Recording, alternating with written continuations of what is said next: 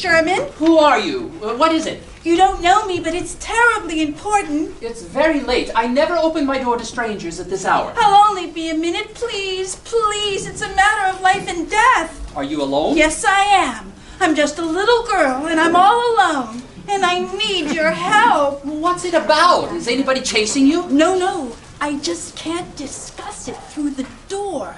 It's extremely personal. Please, I beg you. Swear to me that you're alone. What did you say? Swear to you? Say, as God is my judge, I am all alone. As God is my judge, I am only a little girl, all alone here in the hall, and I am not running away from anybody. I am the director. Okay. So I've been working with Annie Gavis and Kurt Tucker for the last month on this staged reading, which means it's not a full production. The actors will have their scripts in their hands, but there's movement. They're not just sitting statically reading the script. So it leaves a lot to the audience to participate in their imagination, to fill in the blanks, and we use minimal props and minimal set. So it's more about the content, and it's fun. It's fun to do that. All right. So you were August the 3rd, August the 4th, and tomorrow August the 5th. Correct. So you had one show yesterday. Yes. How did that go? It went very well. The audience enjoyed it, and I was very pleased. Okay. And if you had to tell us the play in a very short synopsis, what would that be? Boy meets girl? I mean... Oh yes, but they're very particular, boy and girl. She's a prostitute who claims to be a model, and he is a writer, and a very unworldly kind of guy. So they used to meet and clash like mad in the beginning, and then of course they find something to enjoy about each other, and it goes through ups and downs, and there's a surprise event going on. Okay. And it all comes out well in the end. Will everybody break a leg? Thank you very much, and I have to give credit to the playwright Bill Manhoff, who wrote a lot of TV shows. And there's an interesting reference in this play that the character asked the guy, "Do you write for television?" And he says, "No." That's very funny. If you leave immediately, I won't call the police. Call them? You said you would. You told Gould you were going to call the police. You know you told him that. You slimy snail. You bedbug. Now listen to me. You're lucky I'm too refined to beat you up the way I feel. Would you listen to me? You're insane. You're lucky I can't stand physical violence. Now look, something has happened to you, obviously. What has happened is that I have been thrown out of my room at 2 o'clock in the morning. He did that?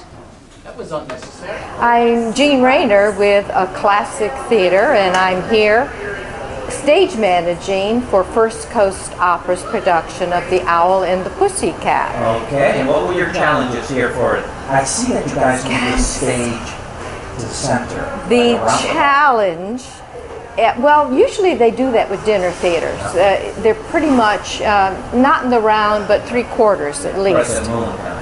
Yeah. So this is essentially the same thing, but the challenging part is to get the audience to listen to the show, listen to the actors, and understand what's happening, since we don't have, a stage set, platforms, or flats up, and a lot of furniture.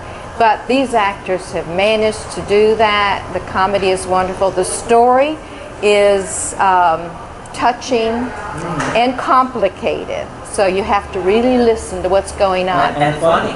And funny. It is a comedy, yes, but it's a dark comedy at some point. Yes. So yeah, so it's the audience is enjoying it and liking it, and we're enjoying being here at the Corazon. So that was my question. Last time was the first showing. Yeah. What was that energy like? the energy was really high. First of all, for the actors, because it was the first performance. We've been rehearsing for a couple of months, and it's pretty relaxed. And you know, you do a scene and you correct things. But last night they had to go with it, and our sound system is good. The tech is good. Tom Mangan, who's our technical director, has set it all up. It's theatrical lighting in a room where they serve lunch and movies. So it's been a challenge, but it's been worth it and interesting. So it would be enjoyable. Well, Sure. break a leg, everybody, and thank you very much. Thank you.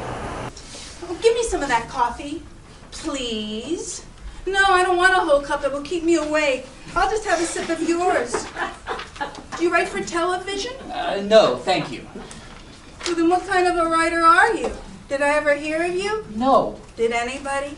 Voices like mine are drowned out by the clatter of the cash register. That's 2 sips.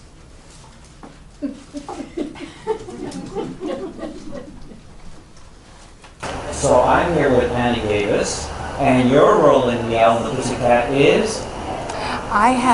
Well, there's 2 people in this play.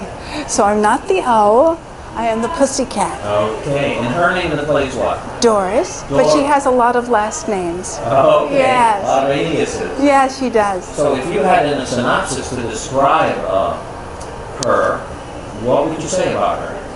A quick psychoanalysis of this character. Ooh, a quick psychoanalysis.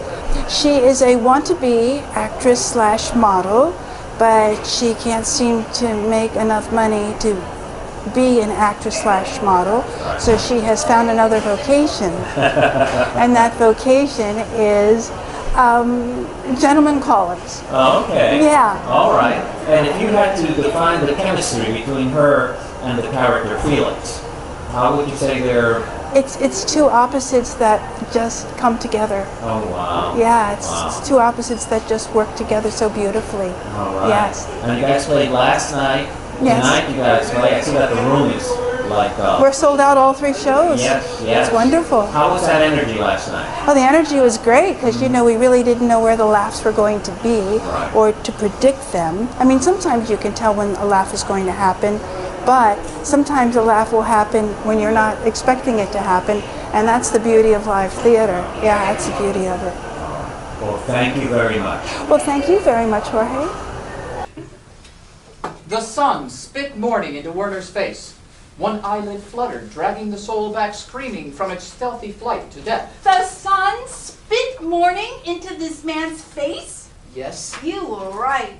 When? I don't like it. I hate it. It wasn't written for you to like. And why wasn't it written for me to like? I'm the public. You're raising your voice. The sun spit morning into this guy's face? Shh! What are you getting angry about? What right do you have to put down such a terrible thing like that in a story? The sun spit morning in a man's face. All right. You don't like it, but calm down. Yeah, look at me. I always get mad at stuff like that. Just because you don't understand it. Well, it makes me feel shut out. It makes me mad as hell. The Owl and the Pussycat. What is your role in this whole little production here? I play the role of Felix, otherwise known as the Owl. Mm-hmm. Now this is, if you had to stick it in a genre, it'd be a romantic comedy. I think that's fair, sure. Okay. And if you had to, in a synopsis, talk about your character, you know, like you say, hey, what do you think about Bill? What would you say? About Felix, Felix is a man of intellect. At least he fashions himself one.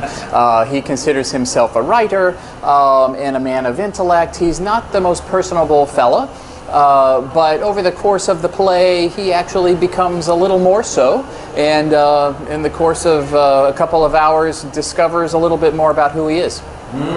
And last night was the first showing. It was. What was the energy in the room? Oh, it was great. Yeah. We had, the room was very full, and you know, it was great for us to have an audience to do it in front of, you know, in a comedy, so that we get reactions, and that was wonderful. Tonight is even slightly bigger audience. The room's really busting tonight, so on a Saturday night, I think the audience will have more energy tonight. All right, my friend, break a leg, and as character Felix, I wish you a lot of luck. Thank you. Some weather we're having. It's a wonderful summer, isn't it? beautiful. I think it's quite a bit warmer than it was this time last year, don't you? I was in Chicago last summer. That's an interesting city, Chicago. I didn't like it. Come on, will you? You want me to hiccup to death? I'm putting you off your guard. I'm off my guard by now, stupid. You're expecting it now. I am not. Come on, will you? Ah! You're right. I was expecting Listen, I'm through. I'm finished. I'm exhausted. I'm going to bed. I don't care what you do. You can scream yourself sick. I just don't care.